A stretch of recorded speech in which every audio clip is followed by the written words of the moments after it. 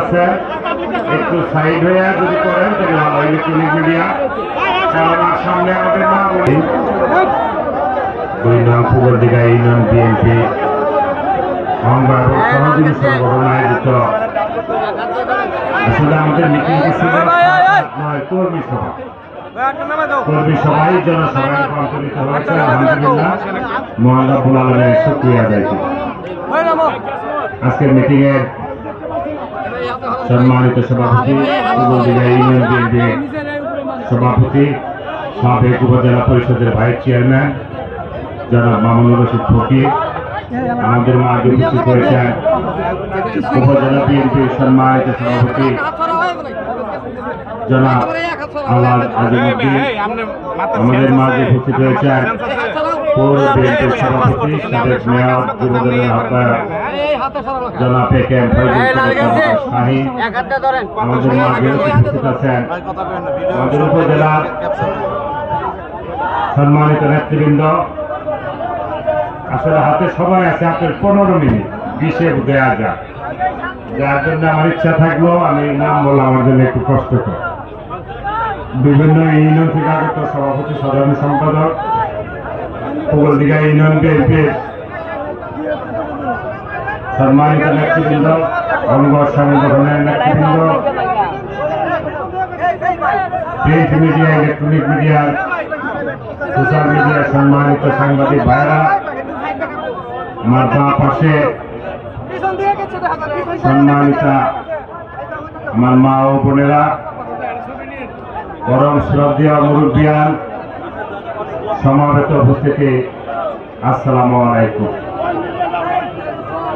সাথী বন্ধুরা আমার, ইতিমধ্যে আপনারা সকলেই জেনেছেন, অবগত হয়েছেন। আপনারা যারা সামনে বসে আছেন মানিক তালিকাদেরকে সত্যি হবে মানুষজনের আপনারা একটু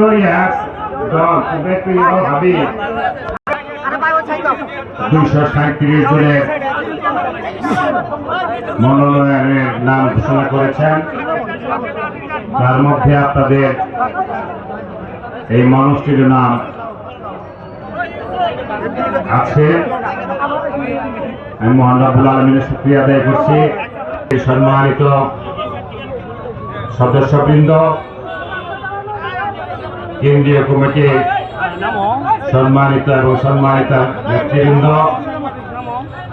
নেতা কর্মী ভাইরা, সমবেত এলাকাবাসী, আসসালামু আলাইকুম। আজকে এই জায়গায় একটি মিটিং হচ্ছে। আমাদের মাঝে রব্বানি সহ অনেকেই নেই, আমরা তাদের ফরাদ মেম্বার ভাইস সহ অনেকেই নেই। আমি তাদের রুহের মাগফিরাত কামনা করছি, রুহের মাগফিরাত কামনা করছি। বিগত 17 বছর স্বৈরাচার বিরোধী আন্দোলন করতে গিয়ে যারা গুম হয়েছেন, খুন হয়েছেন, সর্বশেষ 24 5ই আগস্ট ছাত্র জনতার বিপ্লবের মধ্য দিয়ে আমাদের যে ভাই বোন এবং শিশুরা শহীদ হয়েছেন, মহান রব্বুল আলামিনের কাছে প্রার্থনা তাদের সকলকে শহীদি মর্যাদা দেওয়ার জন্য আমরা মহান রব্বুল আলামিনের কাছে প্রার্থনা করছি। এই যমুনা ফার্টিলাইজারের যিনি এলাকার উন্নয়নে এবং বেকার যুবক ছাত্রদের মেহনতি মানুষের কর্মসংস্থানের জন্য সরিষাবাড়ি শহর, জামালপুর সহ সারা বাংলাদেশে উনি যে অবদান রেখে গিয়েছেন, বাংলাদেশ জাতীয়তাবাদী দল এবং সরিষাবাড়ি জাতীয়তাবাদী দল, সরিষাবাড়ির জনগণ, জনসাধারণ তা মনে করেন এবং আমরা মরহুম ব্যারিস্টার আব্দুল সালাম তালুকদারের রুহের মাগফিরাত কামনা করছি। সাথী বন্ধুরা আমার, আগামী ফেব্রুয়ারিতে নির্বাচন, সেই নির্বাচনকে উপলক্ষ করে ইতিমধ্যে বেশ কয়েকটি দল মাঠে নেমেছে, ভোট প্রার্থনা করছে। আমরা বিভিন্ন জায়গায় গিয়েছি, গণসংযোগ করেছে। এবং আমাদের আগামী দিনে বাংলাদেশ জাতীয়তাবাদী দল মহান রব্বুল আলামিনের অশেষ রহমতে আপনাদের দোয়া, সহযোগিতা এবং ধানের শীষের পক্ষে ভোট দিয়ে দেশ পরিচালনার দায়িত্ব দিলে রাষ্ট্র কাঠামো মেরামতের 31 দফা ইতিমধ্যে আপনাদের কাছে অনেকের কাছে আমি এবং কর্মীরা পৌঁছে দিয়েছেন। আপনারা এই 31টি দফা আপনাদেরকে ভালোভাবে পড়তে হবে, ভালোভাবে বুঝে জানতে হবে যে আগামী দিনে ধানের শীষের পক্ষে ভোট দিলে দেশের কি পরিবর্তন হবে। অবশ্যই একটি দলের সেটি অঙ্গীকার থাকা উচিত। আমাদের নেতা বাংলাদেশ জাতীয়তাবাদী দলের ভারপ্রাপ্ত চেয়ারম্যান জনাব তারেক রহমান এই দেশকে একটি সমৃদ্ধ বাংলাদেশ, একটি আলোকিত বাংলাদেশ গড়ার লক্ষ্য নিয়ে এই দেশের শিশু থেকে বৃদ্ধা পর্যন্ত যাতে আগামী দিনে তারা সুন্দরভাবে থাকতে পারেন, আগামীর শিশুরা যাতে সুন্দর একটি ভবিষ্যৎ গঠন করতে পারেন, আগামীর ছাত্ররা যারা যেহেতু আগামী দিনে নতুন প্রজন্ম দেশের নেতৃত্ব দিবে তাদের কাছেও আমাদের বিশেষভাবে অনুরোধ, আপনারা এই 31 দফাটি আপনারা পড়বেন এবং আপনাদের পাড়া প্রতিবেশী যারা আছে তাদেরকে এই বিষয়গুলো বোঝানোর জন্য চেষ্টা করবেন। আমি অন্তত পক্ষে বিশ্বাস করি এবং আপনাদেরকে আশ্বস্ত করতে পারি আগামী দিনে যদি বাংলাদেশ জাতীয়তাবাদী দল দেশ পরিচালনার দায়িত্বে পায়, একটি শিশু থেকে শুরু করে বয়স্ক মা, বৃদ্ধা, দাদা, দাদিরা কিভাবে আগামীর বাংলাদেশ জাতীয়তাবাদী দলের পক্ষ থেকে রাষ্ট্র পরিচালনার দায়িত্ব পেলে কি কি সহযোগিতা পাবেন পুঙ্খানুপুঙ্খানুভাবে এগুলো লেখা রয়েছে এবং প্রতিটি পয়েন্টে অনেকগুলো বিশ্লেষণ রয়েছে। আপনারা যারা ইউটিউব, সোশ্যাল মিডিয়ার সাথে জড়িত রয়েছেন, আপনারা শুধু 31টি পয়েন্ট পড়ে আপনারা ক্ষান্ত হবেন না। প্রতিটি পয়েন্টে ব্যাখ্যা দেওয়া আছে। বাংলাদেশ জাতীয়তাবাদী দলের যে মিডিয়া সেল আছে, এই মিডিয়া সেলে যদি আপনারা অন করেন, সেই মিডিয়া সেলে গিয়ে যদি ক্লিক করেন, তাহলে 31 দফার প্রতিটি পয়েন্টের ব্যাখ্যা আপনারা পাবেন। আপনারা আরো সচেতন হবেন। আমি বিশ্বাস করি আগামী দিনে ধানের শীষের ভোট দেওয়ার জন্য আপনারা অবশ্যই সহযোগিতা করবেন এবং আপনারা ভোট দিবেন।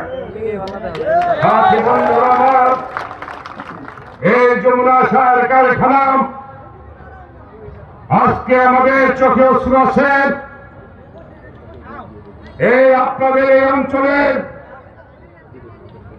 যারা জমি দিয়ে, যারা জায়গা বাড়িঘর জায়গা ছেড়ে দিয়ে এই যমুনা সার কারখানা প্রতিষ্ঠার ব্যাপারে সহযোগিতা করেছিলেন, সেই সময়ে মরহুম ব্যারিস্টার আব্দুল সালাম তালুকদারের নেতৃত্বে আমরা এলাকার কিছু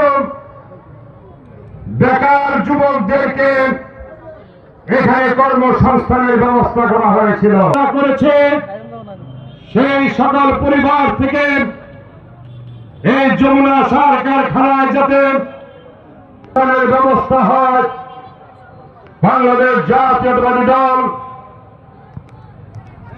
তৎকালীন মহাসচিব মরহুম ব্যারিস্টার আব্দুল সালাম তালুকদার সাহেব সেই উদ্যোগ গ্রহণ করেছিলেন এবং অনেকটাই বাস্তবায়ন করেছিলেন। পরবর্তী সময়ে সরকার পরিবর্তনের সাথে সাথে এই যমুনা সার কারখানার চিত্র প্রেক্ষাপট পাল্টে গিয়েছিল। পাল্টে গিয়ে কি পরিমাণ কর্মসংস্থানের ব্যবস্থা হয়েছে এলাকাবাসী জানেন, কি পরিমাণ লুটপাট হয়েছে তাও এলাকাবাসী এবং সরিষাবাড়িবাসী এবং জামালপুরবাসী জানেন। সাথী বন্ধুরা আমার, এই চালু কারখানাটিকে এমন এক পর্যায়ে নিয়ে গিয়েছে শেষের দিকে যমুনা সার কারখানার চাকা বন্ধ হয়ে গিয়েছে।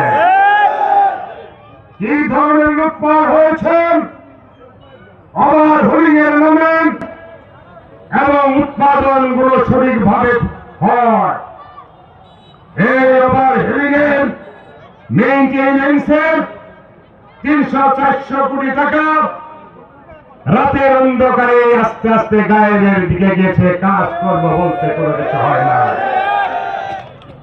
এই 2024 সালের 5ই আগস্ট সরকার পরিবর্তনের সাথে সাথেই আমাদের দাবি ছিল যমুনা সার কারখানায় পুনরায় চালু করতে হবে, আবার জুট মিল চালু করতে হবে, এয়ার জুট মিল চালু করতে হবে।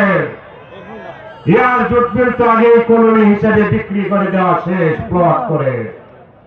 তৎকালীন যিনি পায়ক মন্ত্রীর দায়িত্ব ছিলেন পাট মন্ত্রীর, উনি জামালপুর জেলার সন্তান ছিলেন। কৃষকদের আন্দোলনের দিকে তাকান নয়। এই প্রসিদ্ধ সরিষাবাড়ি